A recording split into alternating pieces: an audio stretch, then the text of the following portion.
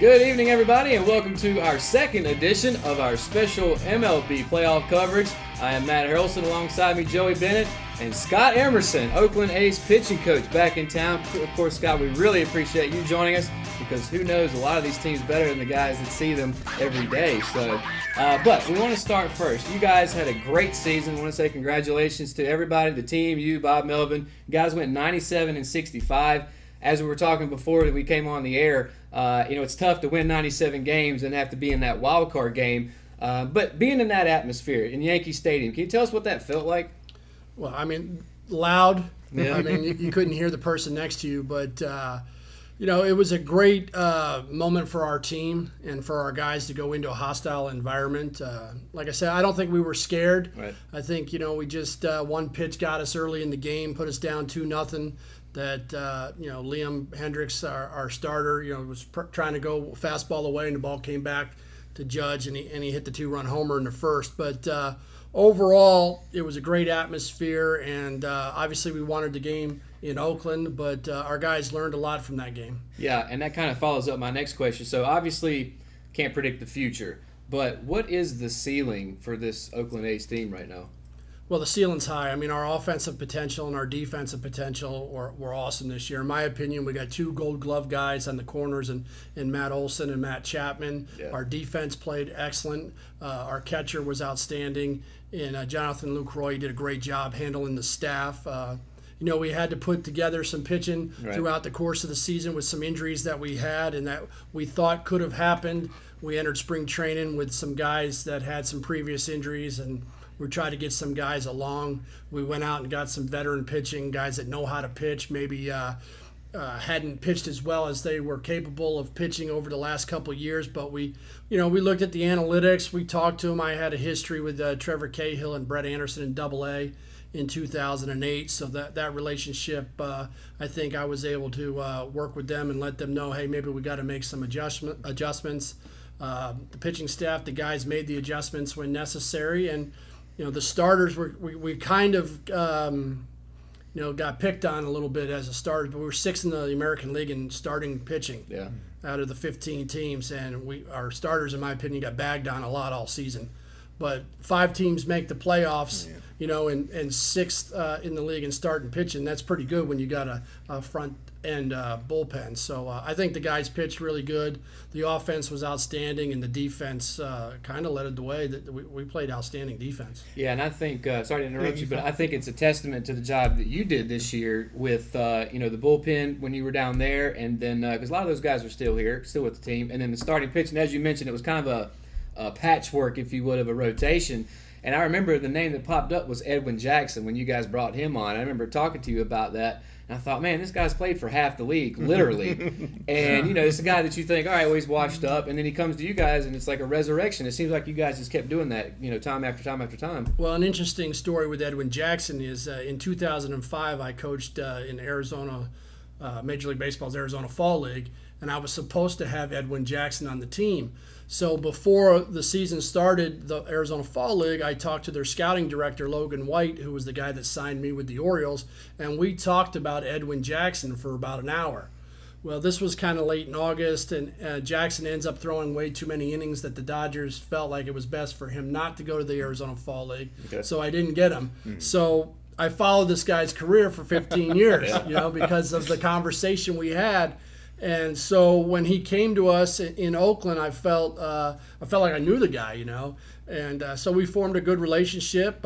We talked about some things that he's done in the past, and I thought some things that he could do to help himself keep himself in the big leagues longer. And I think this guy's got a lot more left in his career.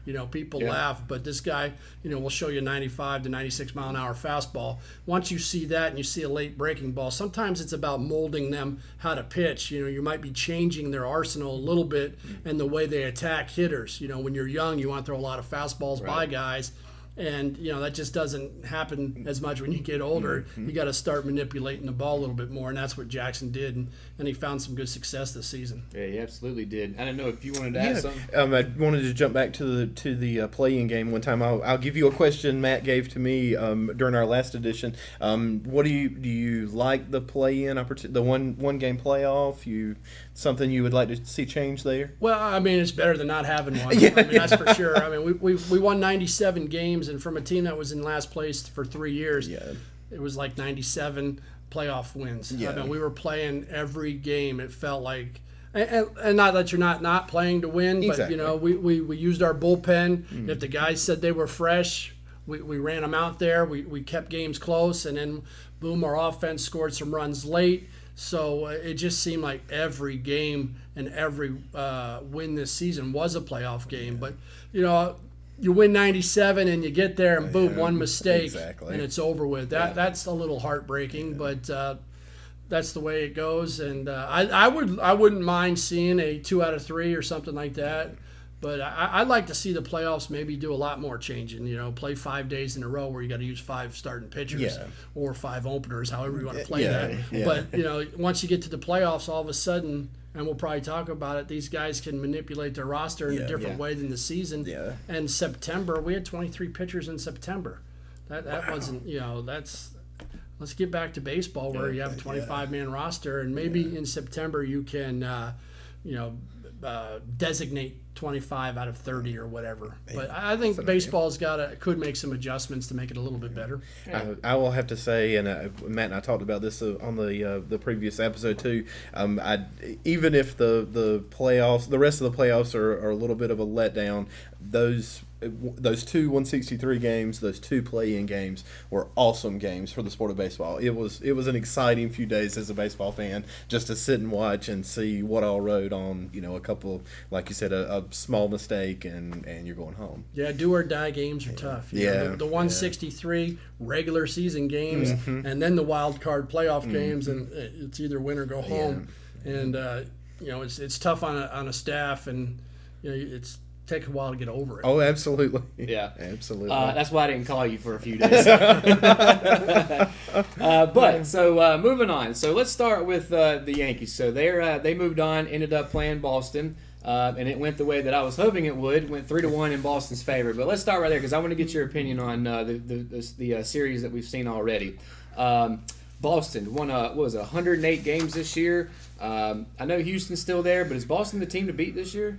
Well, I mean, the defending World Series champions are really good. Yeah, I can tell you that right now. We were 4-2 against the Red Sox this year, and we played them really good. And Houston, I'm not sure of our record, but we didn't have a winning record against them. Houston, when it comes to starting pitching, both teams are really good. But you got Keuchel, who could be the number 4 or 5, a guy that won the Cy Young Award. Yeah. So I think it's going to be an outstanding series between those two teams. The Red Sox made so much improvement this year on offense. Not only can they hit for power when they want to, but they just keep the line moving. A lot of base hits. They got a lot of team speed. They go first to third pretty good. But the Astros do the exact same thing. I was just about to say. So I think it's a battle of the bullpens. And Houston upgraded their bullpen at the end of the season with Osuna coming on.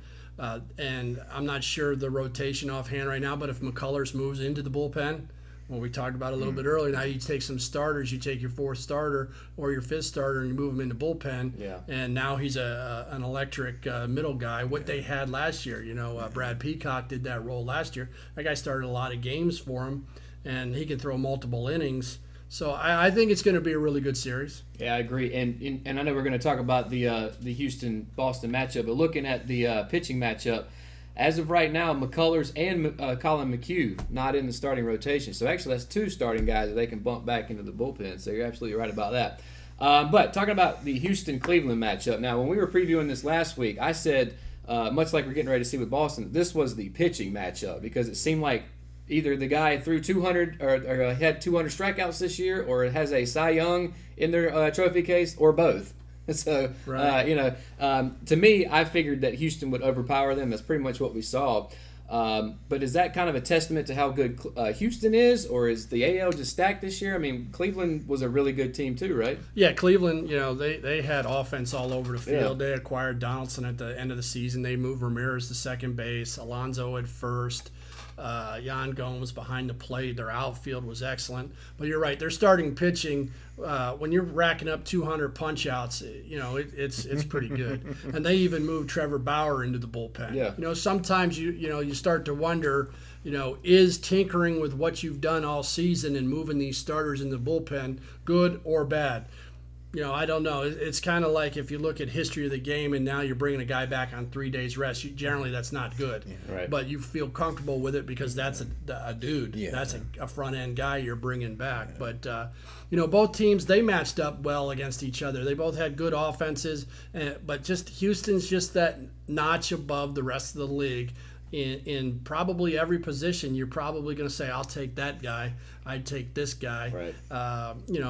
And they're just really good. They are really good. So let's move over to the National League. So Colorado, Milwaukee. Colorado, I think there was some remnants of that Rocktober from 10 years ago. People thought the Rockies might go on a run here. Of course, Milwaukee took care of business there and swept them. Milwaukee has done a lot of it's something I want to talk to you about. Where instead of putting an opening starter out there, they put someone from the bullpen, and they'll have a guy pitch, 2 innings here, 2 innings there, 2 innings there. What do you think about that approach? Well, we tried that in the wild card Right. game, and we did that some. Here's the reason why teams are like Tampa Bay are going with an opener. That opener is good.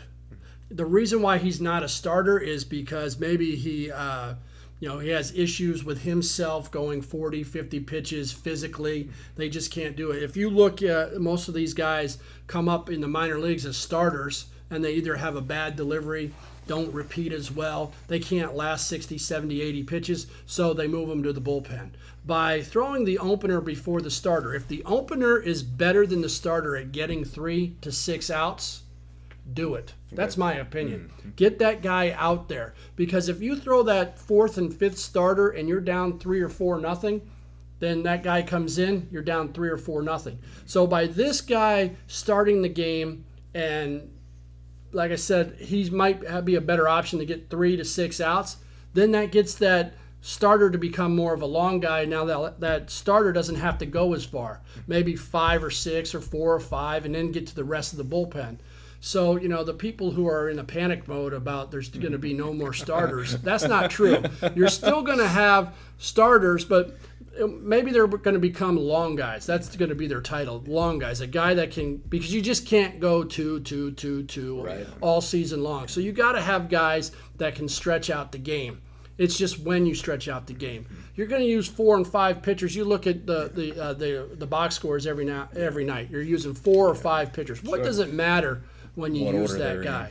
But if you have a Verlander Right. or Kershaw and these top elite starters, they're better than the relievers. That's why they get paid. Right. So they start and they go as long as they can. Yeah. If you don't have those elite guys, how can you shorten the game? And we all know that the statistics for, let's say, the 3rd to the 5th starter in that range on most teams, going a 3rd time through the order is not good for the starting pitcher. Right. So let's cut that down where they only got to go 2 times through the order. So, baseball's going to be changing, and the analytical people are looking into these numbers, and then we got to be smart as coaches and say, you know what?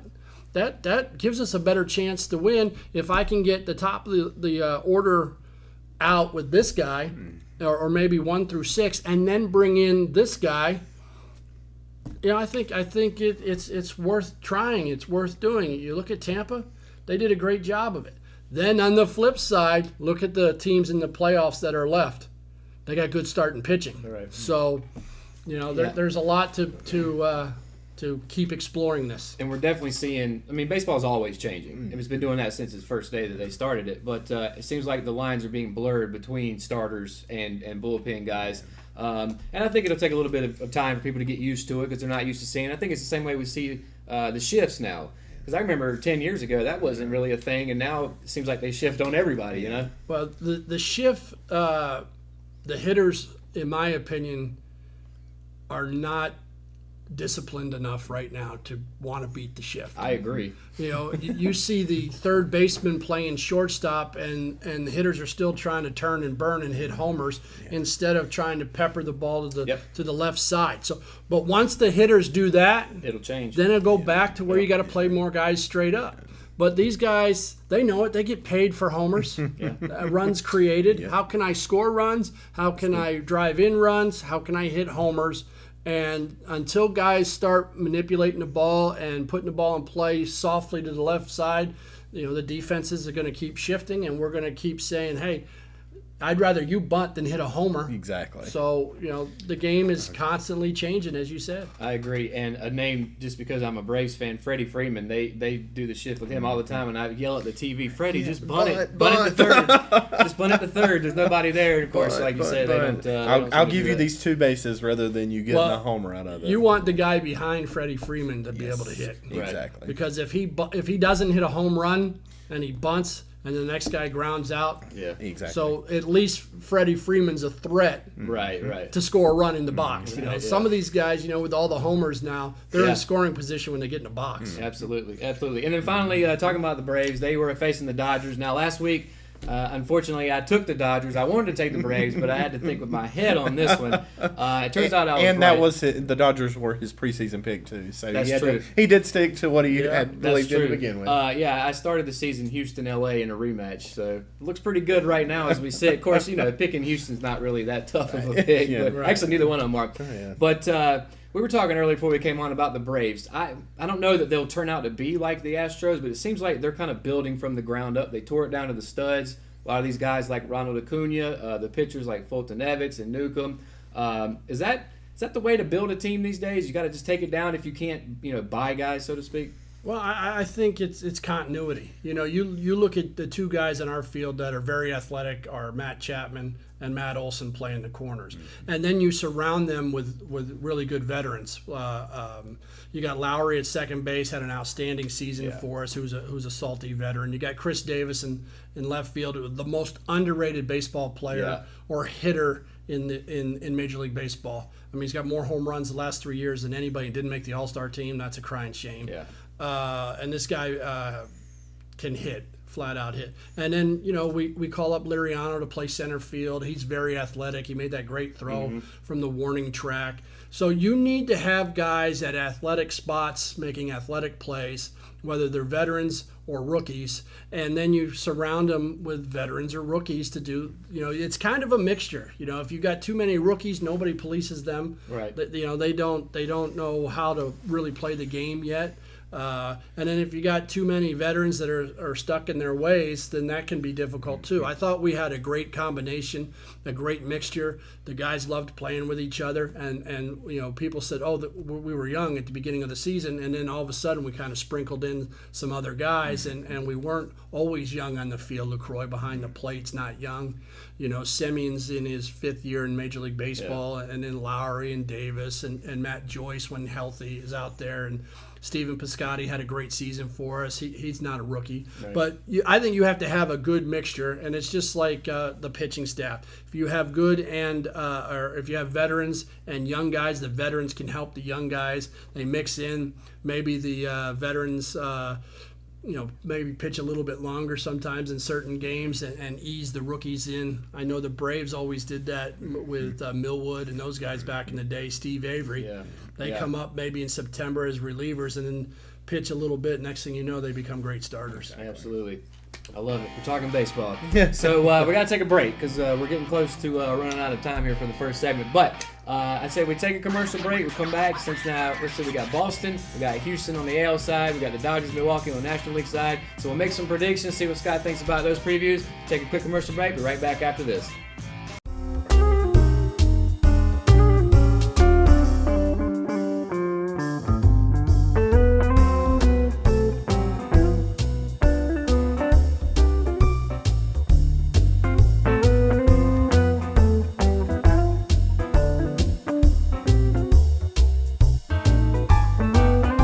McNair Auto Sales is the place to buy your pre-owned car, truck, or van. To be the best, it takes big selection, friendly staff, and great pricing. We guarantee a no-hassle buying experience, and financing is available right on site. So come see us today. We're located at 1026 East Broad Avenue in Rockingham. And remember, with over 40 years of experience, you know McNair is the name you can trust. And welcome back to the RS Sports Show's special MLB Playoff Edition. And so it's time to break down where we're at now. So we got the NLCS is starting tonight, 8:09, LA, Milwaukee. I guess the first question is, we've got right now Gio Gonzalez going for Milwaukee. So Milwaukee's actually going to put a starter out there, but he's facing Kershaw. So let me start with you because you haven't talked much today. What do you expect to see from Kershaw? More of the usual, or do you think Gio's going to give him a fight? I think more of the usual. I think Kershaw will step up. Big stage, big opportunity for Kershaw. I expect a great game out of him. All right. I'm sure you're probably going to be the same. Well, Kershaw, don't sleep on Gio Gonzalez. We've seen plenty of Gio. Gio Gonzalez has got one of the best breaking balls in the game. Yes, he does. And, he's got a good fastball. He's going to rise to the occasion. You might see that fastball jump a little bit, as most guys do in the playoffs. That velo spikes a little bit, which means that breaking ball's got a little bit more teeth to it, biting through the zone. But Kershaw's the same way. I mean, you're talking about Gio Gonzalez, a very good pitcher, and against an elite Kershaw pitcher. So I think it's going to come down to that one mistake pitch that one of those guys makes and somebody pops one for a homer. I think another thing besides pitching is going to be the offense. Milwaukee actually hit a ton of home runs. Of course, seems like everybody did this year, but nonetheless.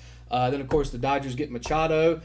Justin Turner comes back from injury. Seems like they kind of took off. Of course, they lost Seager, their shortstop, who was really good. Jock Peterson's still there. So they have some young guys sprinkled in with veterans like you were talking about. But it seems like Machado kind of came in there and just kind of took over offensively. Now, you guys obviously saw some of him in Baltimore. What impresses you about Machado? I think just his consistent at-bats. He doesn't really give at-bats away. He fights every count, every pitch. Some guys go up there and you can expose them with breaking balls that they chase outside the strike zone. But man, he's a good disciplined hitter.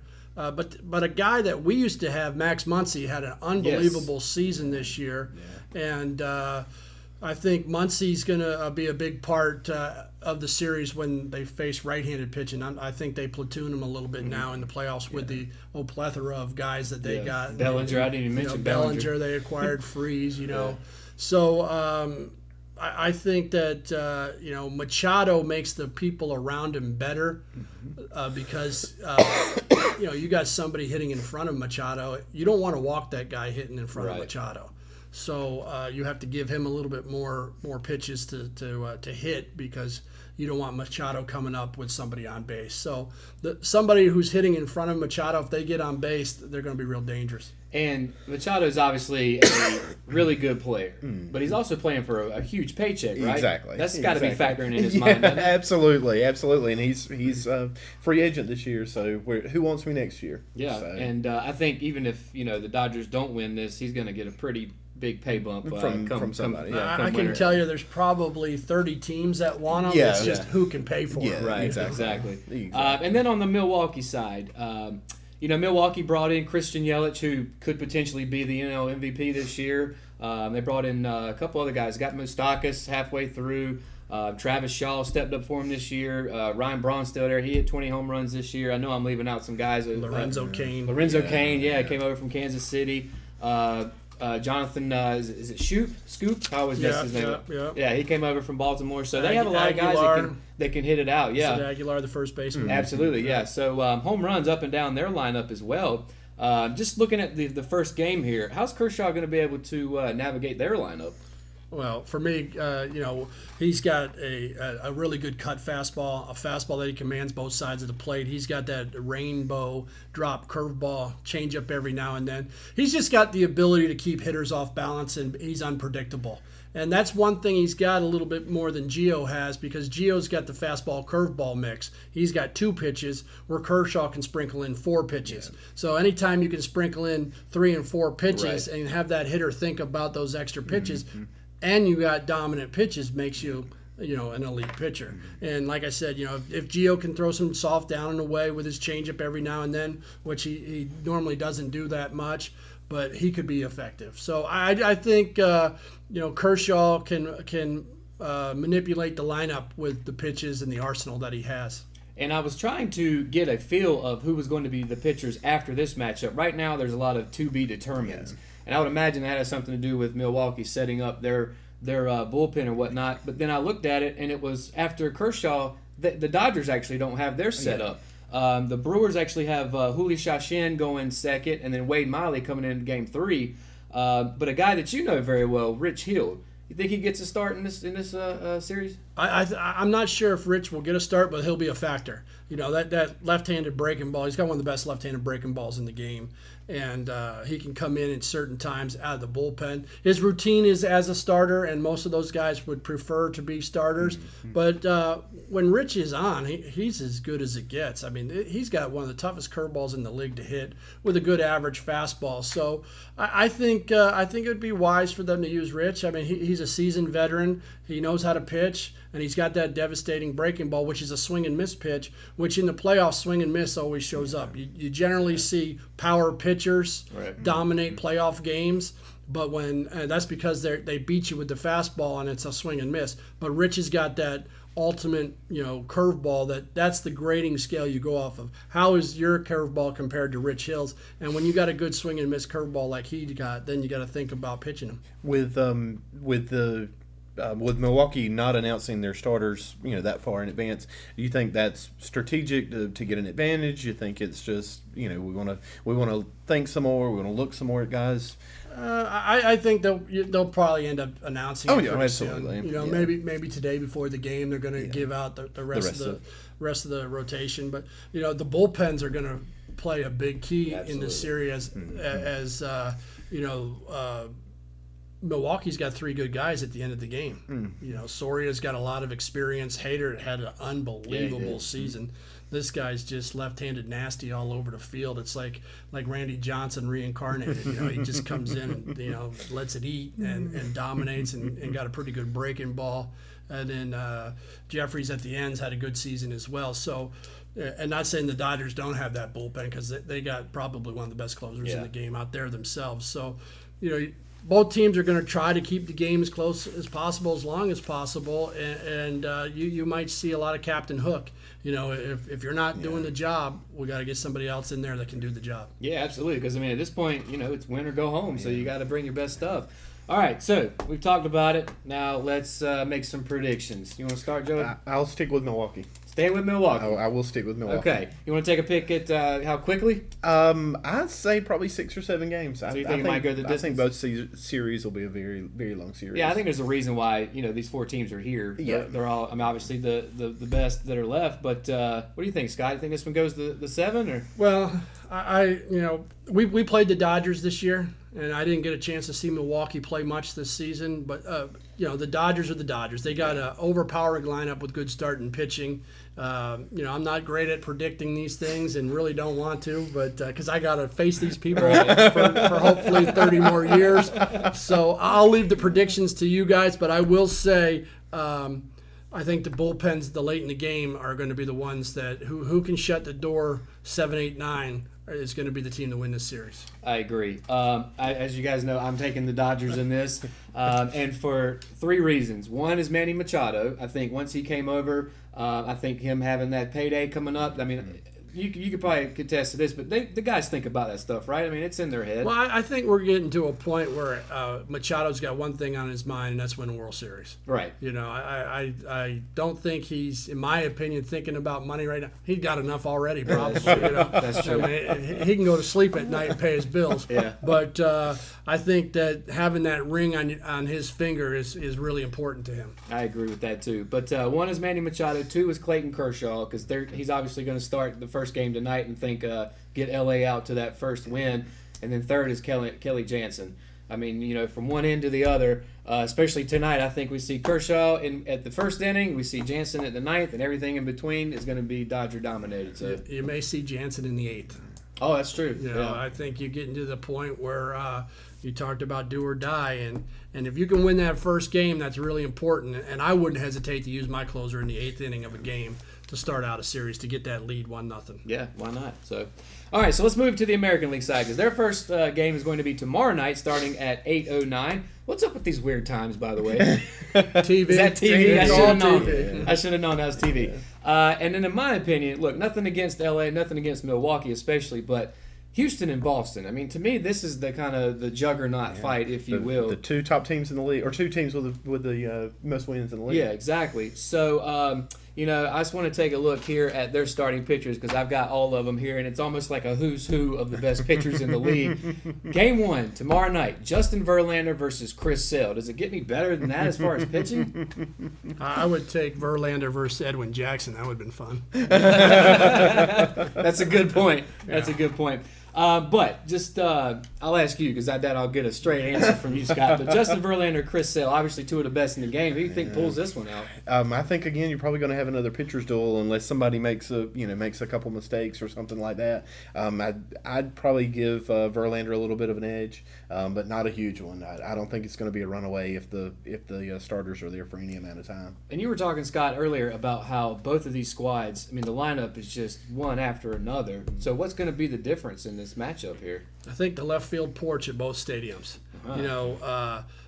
It's easy to hit out of both sides of of both stadiums. Right. Left field in both parks is tough. Who has the ability to pitch to the first base side of home plate for strikes and run some balls in to create that first base side of the plate a little bit more? You're going to see, Houston likes to pitch up in the zone. They throw a lot of breaking balls that are in.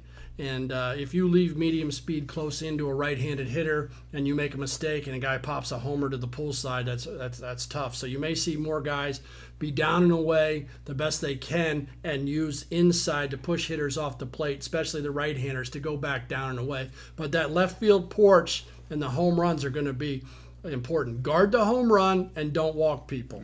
I think that's a good advice no matter who you play. Yes. And then moving forward here, the second game is going to be Garrett Cole versus David Price, another two really good pitchers. Rick Porcello versus David Keuchel in the third game. Nathan Eovaldi, Charlie Morton. I mean, the names go on and on and on. Of course, we talked how McCullers and Colin McHugh probably going to end up in the bullpen.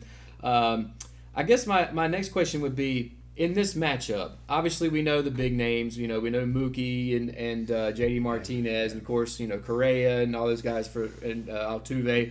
Who's a guy on either one of these teams that nobody's talking about right now? Because we see it every October. There's always that one guy that comes through that you never really talk about. Who's one of these guys on either one of those teams you think, Scott, that might be an October hero? Well, Bregman's had an unbelievable season this year, and if he's the third guy on that team, that's a big no-no. This guy has had probably the best season out of all of those guys. He's, in my opinion, their MVP because his clutch hitting this year has been outstanding. And for Boston, I think that, Mookie Betts still, you can't go against Betts. Right. He's dangerous. Benintendi, I think, might be the guy that, being left-handed, facing some right-handed starters, if he can go to the opposite field a little bit and stay on those pitches away when they're going to probably pitch him a lot away and a lot up, and he can run into one to left field, he's going to be probably the surprising guy for the Red Sox. And then, speaking of the Red Sox, and we haven't really touched on their bullpen, and a guy that we know very well, in Craig Kimbrell. Mm-hmm. Seems like he's still got a lot of juice left. Is he a guy to be reckoned with for Boston's bullpen? Because we haven't really talked much about them. Well, he struggled the other night in New York to get through that ninth inning, but he got through it, and that's what elite closers and elite pitchers do. I think that he's going to play a major factor. I think you're going to see him in the eighth inning in a couple ball games this year as well, this playoff as well. So he's going to be very important of how many games he can pitch in. Obviously, if you're winning games, he's going to be at the end of that game. And he's probably going to be in some games if they're tied 8th and 9th inning because that's how important these games are. Absolutely. Shut down. All right, well, let's do another prediction. So, who are you taking? I know because you had Cleveland moving Yeah, forward. yeah. I'll take Houston. Going to go with I'll take Houston? Houston. Well, obviously, I'm still taking Houston, so I'm going to stick with them. Maybe we'll come back and do the World Series, but as of right now, the beginning of the year, Scott, I took L.A. and I took Houston in a rematch. Of course, this time I have the Dodgers beating Houston. It's going to be a tall order for sure, no matter who it is. But nonetheless, it's going to be very exciting, and I know that you're very excited for it, Joey. Absolutely. How does it feel to be at that level and to watch the playoffs, even though your team's not in it? It's hard. Yeah. You know, I mean, you want to be there, you know, Yeah. but you want your guys there. That's Right. you know, you work all season for the guys on the team, and that's the one thing that we did all year is we had each other's back. And if you're in a foxhole with one of the guys on the Oakland A's team, you're in a good position. And I think we're going to snowball this and hopefully roll this into having a couple good seasons in front of us. Well, I hope so. We really appreciate you joining us, Scott. And once again, congratulations on y'all's season. I know it didn't end the way you wanted to, but 97 wins is 97 wins. So That's There right. were a lot of teams that were not in that playoff game. That's right. That is right. Play-in game, rather. Absolutely. So, Joe, we appreciate you coming on board as well. Once Absolutely. again, Scott, thank you. I'm Matt Harrelson. This has been your second edition of the MLB Playoff Show. We'll come back in a couple weeks here and let you know about the World Series. Hopefully, I'll have all my predictions correct even still. So, once again, hope everybody has a great day, and we'll see you next time.